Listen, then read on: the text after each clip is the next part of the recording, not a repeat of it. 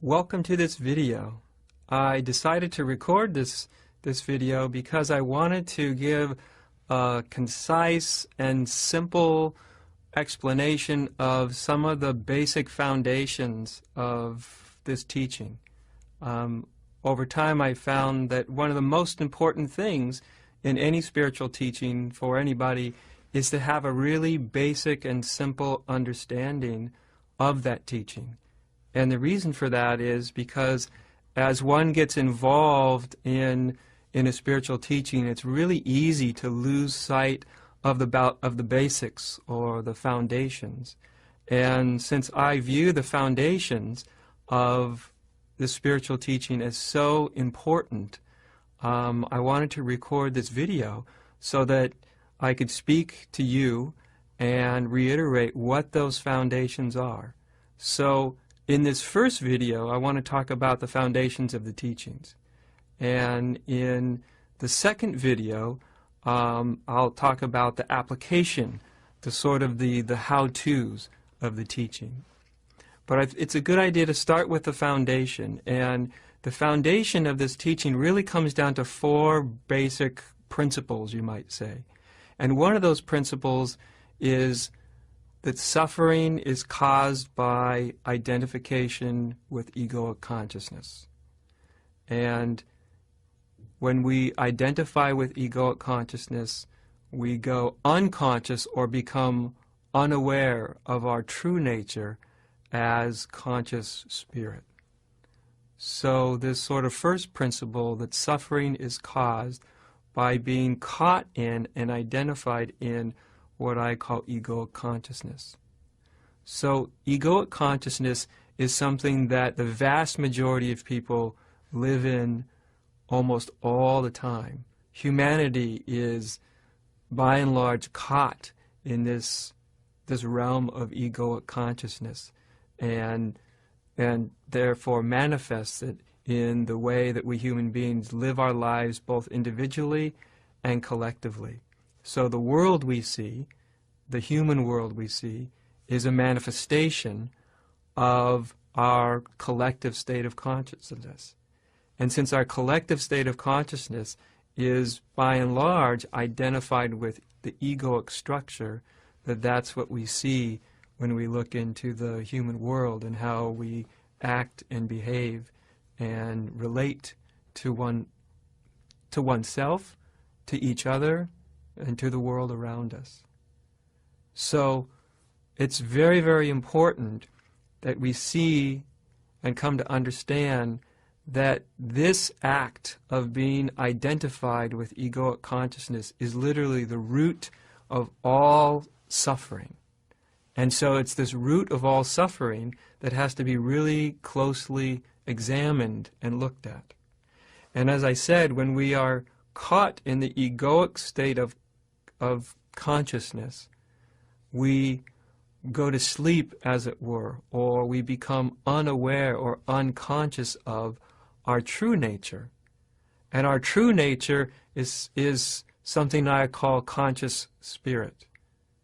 Now, even though I give it a name like conscious spirit, our true nature is not really something that can be explained in words or defined in words. But since we have to use words in some sense, a spiritual teaching is basically words and ideas and concepts, that I use this word conscious spirit to indicate what it is that we truly and really are. And so the first real basic principle of this teaching is very, very important to understand. Usually we attribute our suffering, our struggles, to something outside of ourselves. We attribute our suffering to other people, to situations outside of ourselves, to life outside of ourselves, to all sorts of external influences is what we usually blame suffering on. I'm suffering because life isn't going the way I want it to. I'm suffering because I'm not the person I want to be. I'm suffering because of the past memory that I'm identified with. But really, when we start to examine it very closely, we start to see that the suffering is really caused by identifying with certain patterns of thinking. And this really brings us to the second of the principles, is that the ego itself is a fiction created in the mind by circular patterns of thinking based on separation. So the ego is a fiction in the mind. What does that mean? That the ego is basically our sense of self and the thoughts and ideas and beliefs that circle around that sense of self that go into deriving a bigger, more conceptualized version of ourself. In other words, who we think and imagine ourselves to be. And who we think and imagine ourselves to be is something that's created in the mind. And as I said, most human beings are completely identified with this image they have of themselves that is in the mind. And then that image they have of themselves, which is ultimately nothing but a circular pattern of thinking based in separation, that self or that ego is always trying to find peace, find happiness, and it is often unsatisfied with the peace that it's able to find, because any peace, any happiness that the ego finds is relatively short-lived and it's fleeting. So when we come to see, and this is a very, very important thing to examine, to really look into your whole sense of your identity, whatever that identity is, and to start to see that one's entire identity is based on patterns of thinking that are circular, which means they just repeat over and over and over and over again, and that those patterns of thinking are based in separation. In other words, the assumption that human beings make is that they are a separate, individual entity, that I am something ultimately separate and distinct from you and from the world around me. That's the either conscious or unconscious conclusion of the ego, that it exists in this immensity of life, and it is separate from that immensity, and on some level finds that immensity frightening and threatening. And yet the ego is looking towards life and everyone in life to try to make it happy. So our egos are always trying to find happiness where they can't be found. One can't find true, lasting happiness outside of themselves. Whatever happiness you find outside of yourself can be taken away.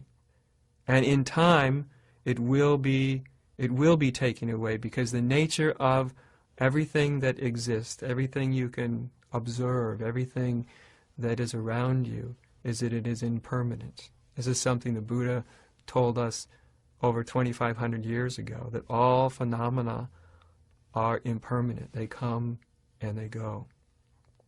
And so when we begin to really examine how our sense of self is created, to really look at this nature of how ego gets created, is very, very powerful and very, very important to do.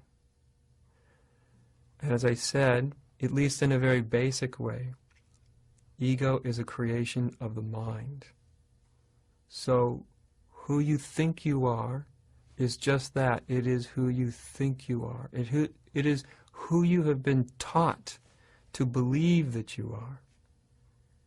It's a conglomeration of beliefs about yourself, ideas, opinions, judgments, all the ways that the mind keeps thinking about a self, thinking a separate self into existence.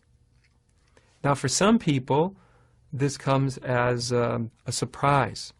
For some people watching this video with me, they've never even considered that their true nature, who and what they really are, who and what you really are, is not something you can ever find in your mind. What you think about yourself, what you think about others, what you think about the world, is just that. It's thinking. And this addiction to thinking, this addiction to being attached, and even more than attached, identified with thinking, is a very deep and profound cause of suffering. But since your own being lies at the center of your own awareness, this is the place to begin.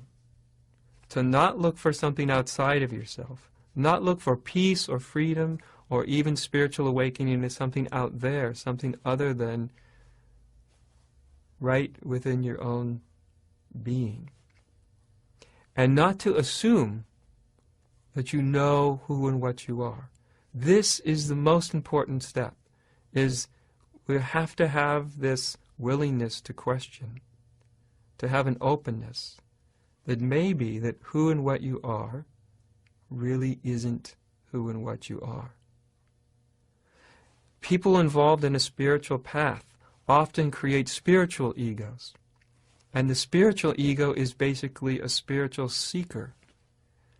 And that spiritual ego or spiritual seeker is concerned with what it's seeking, whether it's seeking for God or for enlightenment or for happiness, self-realization or peace or God.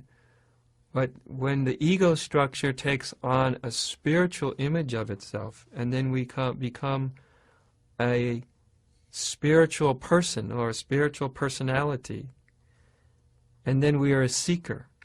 As soon as we become a seeker, we've identified with seeking thoughts, with circular patterns of thinking that tell us that we need to seek something, that we need to attain something in order to be happy and in order to be free.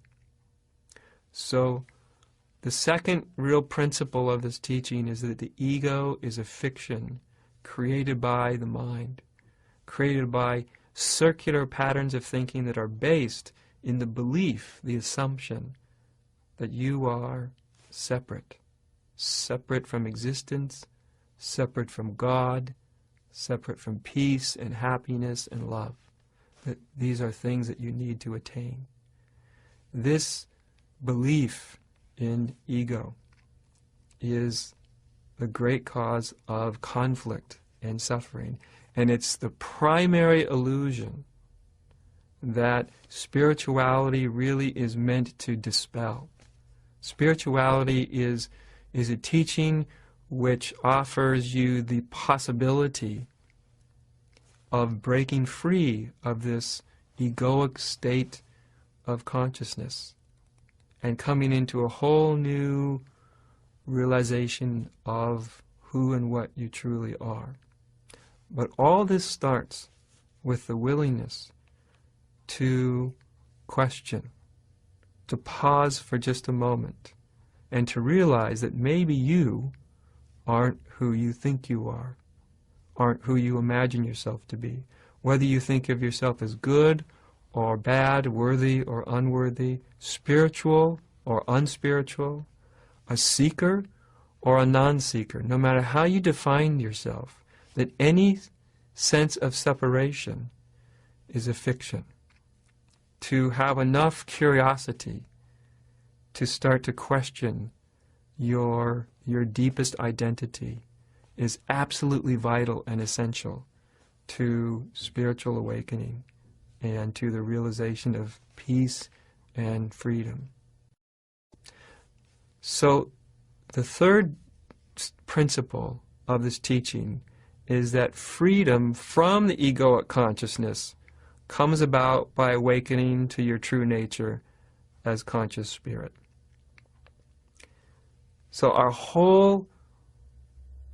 the whole notion of freedom and truth actually depends on your awakening from this egoic state of consciousness to your true, real nature as conscious spirit. So people often think that this is difficult, that it would take a very long time, they must struggle very hard to break free from this egoic state of consciousness.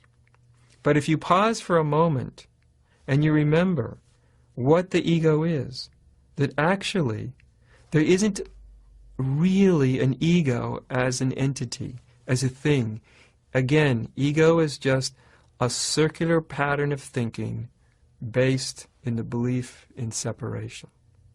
So ego is nothing more than a pattern of thinking, self-referential thinking. And since ego is nothing more than a pattern of thinking, which may be very strong, it may be something that you've been identified with for a very, very long time.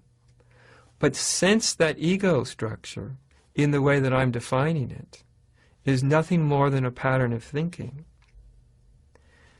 then it means that the possibility of breaking free of that pattern of thinking is certainly not an impossibility, and actually may be much easier and much more immediate and much more available than you ever imagined. So in this third principle of the teaching, which says that freedom from egoic consciousness is based upon awakening from the ego to your true nature as conscious spirit. So let's look at what conscious spirit might be. We've talked about what ego is. Ego is just addiction to and attachment to thought and thinking. Now you can't get rid of thoughts and you can't get rid of thinking. To battle your mind is one of the most deceptive ways that the mind keeps you in its own domain. Spiritual practitioners for thousands of years have actually battled their mind. They've tried to make their mind stop. They've tried to stop thinking about certain things. They've tried to make their mind only pay attention to what they want it to pay attention to. But all these efforts really ultimately end in some amount of failure. And that's because they're based on a fundamental misunderstanding. The misunderstanding is because attachment to and identification with mind causes suffering, they think that mind must be eliminated, that you must stop thinking. But that's to miss the basic cause of suffering. The cause of suffering is not thinking, it's identification with thinking. This is very, very important to understand. Because if you don't understand that it's identification with thinking that's really at the heart of the matter, and you assume that it's thinking itself that's the problem, then you can waste immense amounts of time and energy trying to stop your mind from thinking, trying to better your mind. But as soon as you understand that the only dilemma here is identification with thinking, and it's the identification that's all we really need to look at. And so thinking and the identification with it creates a sense of separation and a sense of ego. Now, when we begin to question all that, when we begin to look at all this in such a way that we see the unreality of what the mind is doing, when you begin to see that you are not your mind. The mind is something that happens within you. Thinking is something that happens within what you are. Thinking does not define what you are. Thinking doesn't define anything. Thinking happens within what you are. And that's a very profound thing to begin to realize. Because when you start to realize that thinking happens within what you are, identification happens within what and who you are, then you stop battling thinking. You realize that you, what you really and truly are, you must be something other than thinking, other than the mind. You must be something than this ego, this image of yourself that the mind has created. Because the mind is something that happens within you. Thinking happens within you. So what is this real you? What is it that thinking, that the mind happens within and that it occurs to? And as a way of using an idea to talk about this, I talk about your true nature as being conscious spirit. Now, first the word spirit. The word spirit is used because our true nature is something that is ineffable. In other words, it's not something you can grasp. It's not something it's not something you can really think about. It's not something you can touch, taste, or feel. Our true nature is actually very ineffable. It's because it has no shape, because it has no form. That is the reason that I call it spirit. Spirit is that which exists, but it doesn't have a particular shape or a particular form. Now, conscious spirit is the most important thing. We are all conscious, and in some way. The question is, what are we conscious of? As I've said earlier, most people, their consciousness is completely identified with and literally in a trance state with the mind, and that creates ego. But when you start to see that that mind doesn't define you, then naturally your awareness or your consciousness comes back to itself. And that ineffable being that you are begins to become conscious. You are spirit all the time. You are this ineffable being, this presence all the time.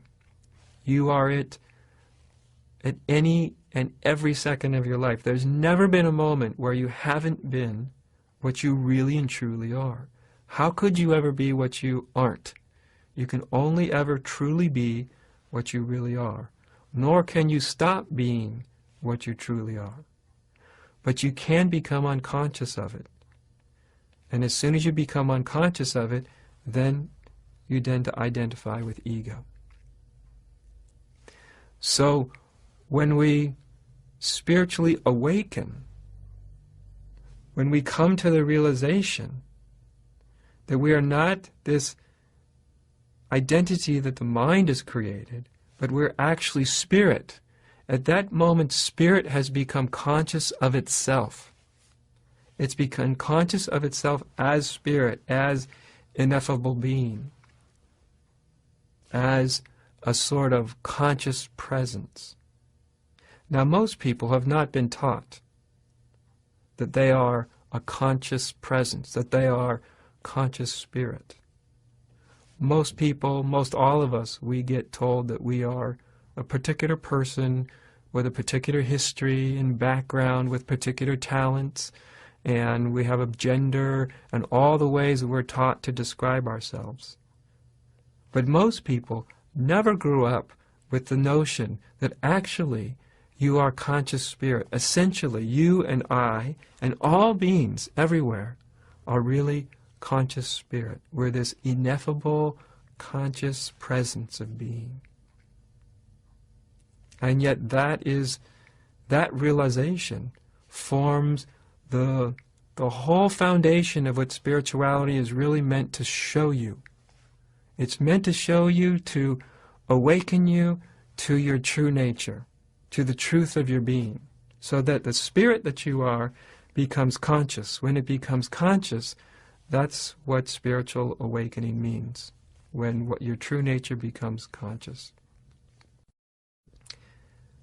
Now, we'll go on to the fourth principle. And the fourth principle has to really do with what I call awakened values. And awakened values are not at all the same as moral values.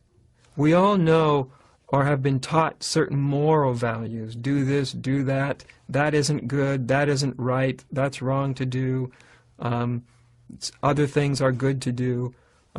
We've all been taught certain moral values, but not just moral values. We've also been taught things in life to value, like being ahead of the other guy, being more successful than someone else, acquiring. We've been taught that to acquire is a high value, especially in American society. To acquire is a very high value. To acquire more stuff, more money, more experiences, to acquire beauty or to try to hang on to it, is a great value in Western culture. So different cultures have different values, different things they value, and also different moral values. But awakened values are not really based in morality. They're not based in should or shouldn't. Awakened values are values that are inherent within conscious spirit. When you and I wake up to our true nature as conscious spirit, we also start to become aware of awakened values. What spirit really values, not as a new set of moral values, because that's not what I'm speaking about, but values in the sense of what does spirit hold as valuable? What does spirit hold as valuable? This is very important, because if we don't realize what spirit holds as valuable, all we'll be left with is what ego holds as valuable. What we've been taught and told is valuable. Not only morally valuable, but valuable in terms of life and what one is supposed to do in life and what one is supposed to inquire and how we move in life. Because, of course, every human being, the way they move in life, how they act, is completely dictated by what they value. So, as a contrast, egos value things like competition, being understood, being loved. Some egos value having control. Some egos value being a victim. Some egos value being a victimizer. Some egos value blame and judgment and condemnation. Ultimately, what ego values more than anything else is separation. All of the ego's values are values that are based in separation and continue separation. But awakened values are something quite different. Awakened values are inherent within conscious spirit. They are there to be found and they are there to be discovered. Those values are things like truthfulness. Truth is a great value that is within conscious spirit. To be in truth, to be truthful. Unity is something else that the awakened view holds as valuable, because unity is a truth. The truth is there is only ultimately one. All this diversity we see, and there is great diversity and great uniqueness, but underlying it, the essence of all of it, is conscious spirit. Conscious spirit is what everything is. Spirit is what everything is. Spirit is what's expressing itself. When you look around you, what you're really seeing is the expressions of ineffable spirit. That's what you're seeing. No matter what you see, no matter what you experience, It's really a manifestation of spirit. And spirit is one. There's nothing that's not an expression, a manifestation of spirit.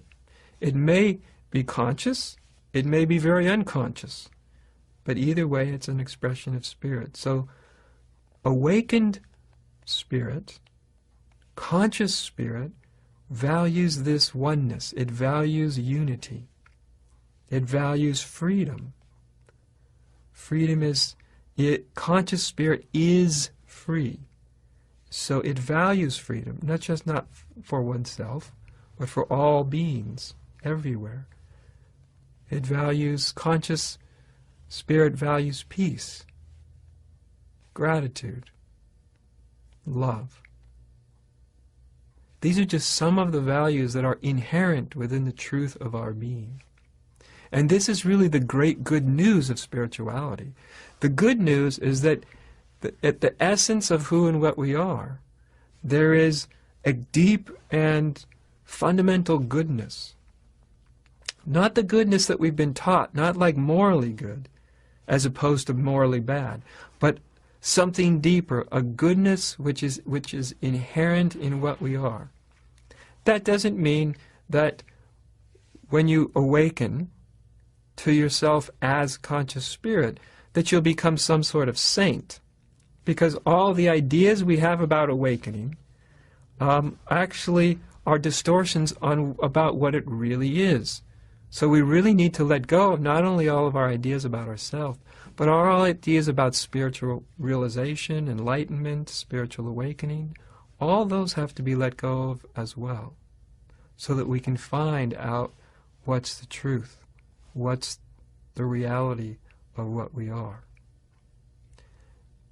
And by discovering these values inherent within consciousness, within conscious spirit, you become connected with the way that spirit manifests itself.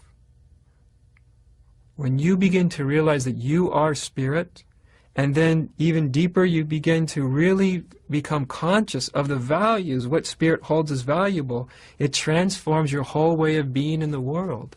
It transforms your whole way of relating, of existing, of the way you move through your day.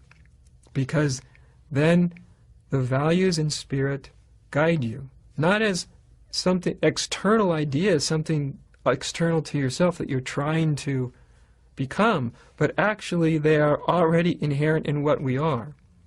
And that's the great good news. And that discovery is something that is also a great good news. So these are the four basic principles of the teaching. In the next video, in the video number 2, which is called the application of the teachings, I'll talk about how these principles that I've just discussed, how you apply them in terms and in ways in which the teaching is used as a catalyst to realize these four basic principles. In other words, to realize, to come to your own realization, your own recognition, your own awakening of your true nature as conscious spirit. So I want to thank you for joining me, and I want to encourage you to really look at this next video about the application of the teaching, because it's very important that these principles just don't remain as ideas in anyone's head, but they're actually applied, that there's actually some way in which we can, in a very practical way, utilize the teachings so that they help you to awaken from the egoic state of consciousness to your true state as conscious being. I want to thank you for joining me, and as always, be well and enjoy yourself.